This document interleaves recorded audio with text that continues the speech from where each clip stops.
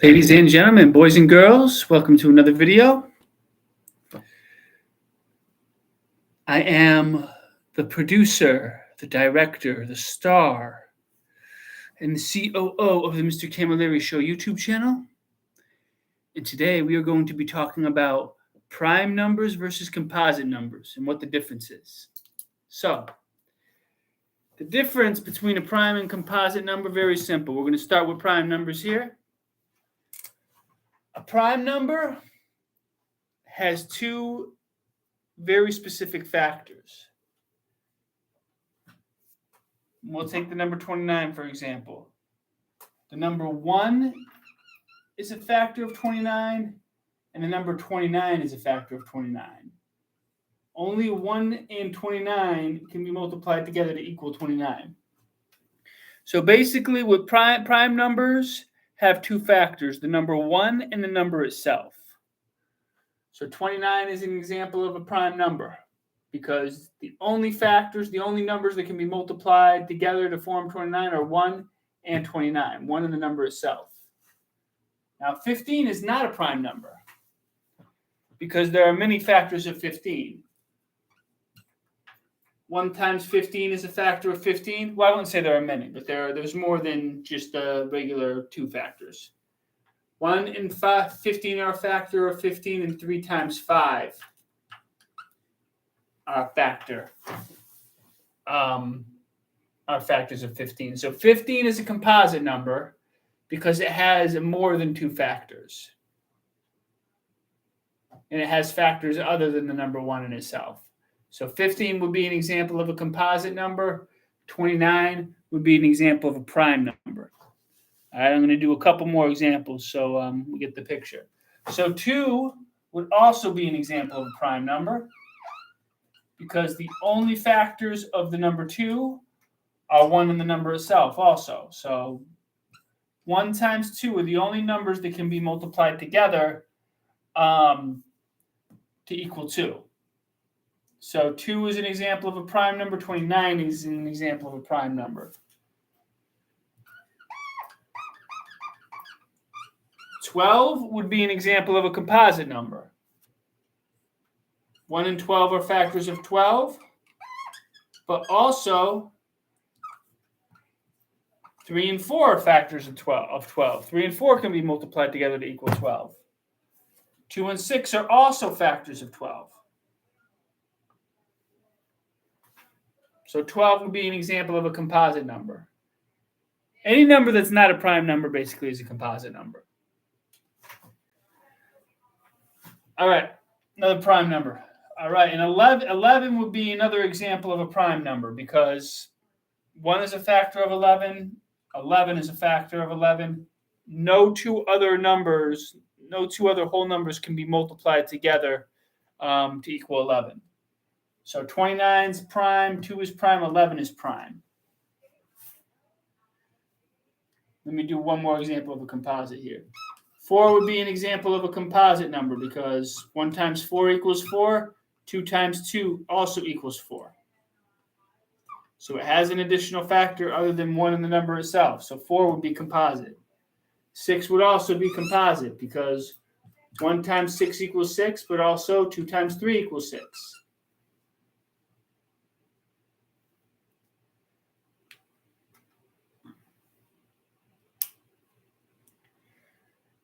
So there's not the majority of the numbers that you're going to be working with are composite numbers. They have more than just the factor of 1, the factor of itself. But here we have some examples of some prime numbers.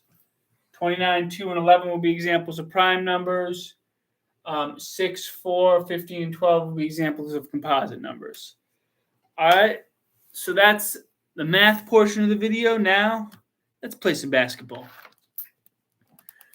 All right, so far on this channel, most of the basketball, it's been for purposes of comedy. It's been to have fun. It's been to make you laugh. And we're still going to have fun. We're still going to throw down some dunks in the Nerf hoop. We're still going to have fun with everything. But I also want to show you some drills that you can do on a regular 10-foot hoop, drills that will help you in a regular game. And we're going to start simple. So the first drill me see if I can get the hoop in the general vicinity here. I want the hoop in the picture. All right. So the first drill is just a standard catch and shoot drill.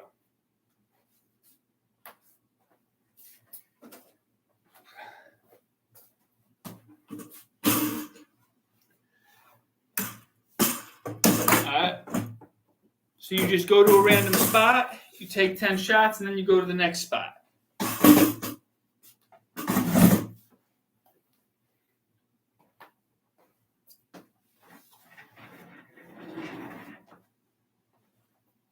So I'm going to catch the ball. I'm going to square up. I'm going to shoot. Now, if you don't have somebody to throw the ball to, I can kind of use the walls another player to pass the ball to me. But if you don't have somebody to pass the ball to you, what you can do is you can just spin the ball, put a little backspin on it, catch, shoot. All right? So I'm going to take 10 shots. I'm going to do the one drill as if there was somebody passing to me. And then I'm going to do one as if I don't have anybody passing to me if I'm doing it on my own. All right, here we go. 10 shots. All right, catching and shooting. 0 for 1. I'm keeping track of my makes. 1 for 2. 2 for 3. 3 for 4.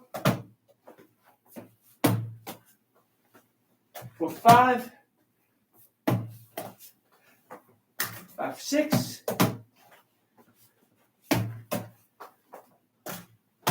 6 for 7. 7 for 8.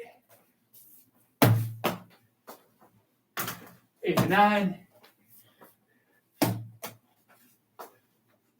9 for 10.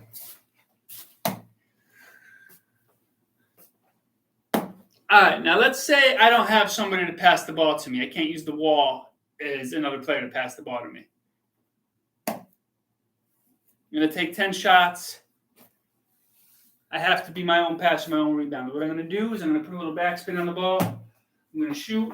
I'm going to go get the ball myself. Then I'm going to dribble back here, put a little backspin on it, shoot. 1 for 2. 2 for 3. 3 out of 4. 4 out of 5. 5 out of 6. 5 out of 7.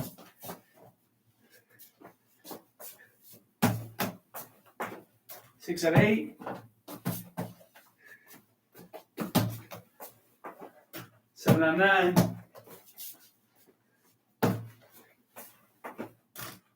8 out of 10.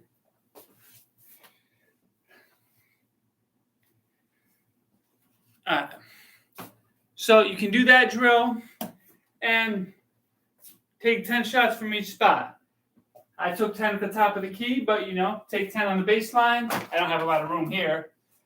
But you can take 10 at the elbow. You can take 10 at the other elbow. Pick 10 different spots to take 10 shots. 10 shots in each spot, you'll have 100 shots up. You'll be able to get 100 shots up probably within a half an hour. All right. Now I'm going to show you one other type of catch and shoot drill. But for this next drill, I'm going to put a timer on. I'm going to put a 1-minute timer on. And I'm going to try to make as many as I can in the minute. So in the past drill, I took 10 shots and I kept track of how many I made out of 10. This next drill is rapid fire. I'm not going to count the misses. I'm just going to count the makes. And I'm going to see how many shots I can make in 1 minute. So a minute on the clock. So this is meant to prepare you for game situation, because in a game you're only going to have like a minimal amount of time to get the shot off. You're not going to just be. It's not going to be like in your driveway where you're wide open for every shot. There's going to be defenders that come on you, so you got to be able to catch and shoot, get it with a quick release, really fast, and you also want to be able to have the endurance, because in a game situation you're running up and down the court. You could be tired. You're not going to be shooting it in a state where you're resting. You're going to be catching and shooting after running up and down the court, after sprinting.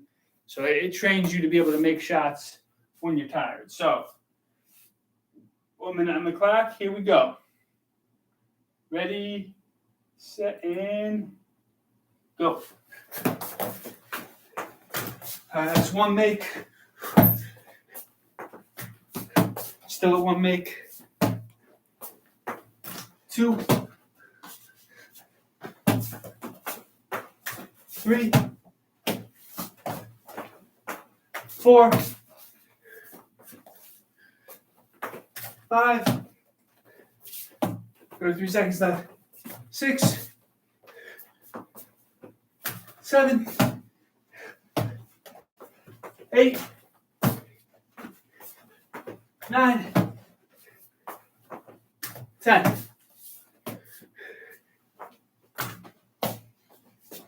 14 seconds. Let's see if I can keep going. 11. Here we go. Still at 11. 12. Whew, you're tired. 13. All right, 13 shots. 13 makes. Not bad for 1 minute.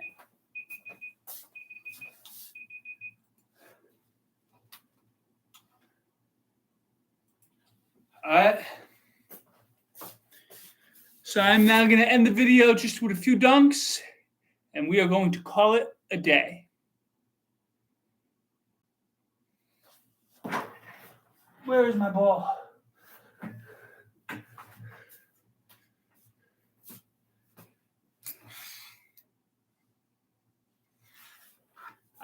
Windmill.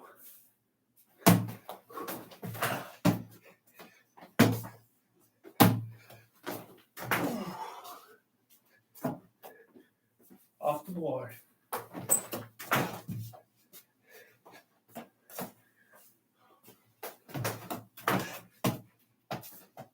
All right, that is my video for today. Please like, share this video, and comment on this video. Let me know if this was helpful. Let me know if there's anything you're still confused on. If there's another area of math or even reading that you're having difficulty with, write the comprehension skill or write the math problem in the comments, and I will do a video on it in the future. Have a great rest of the day, everybody.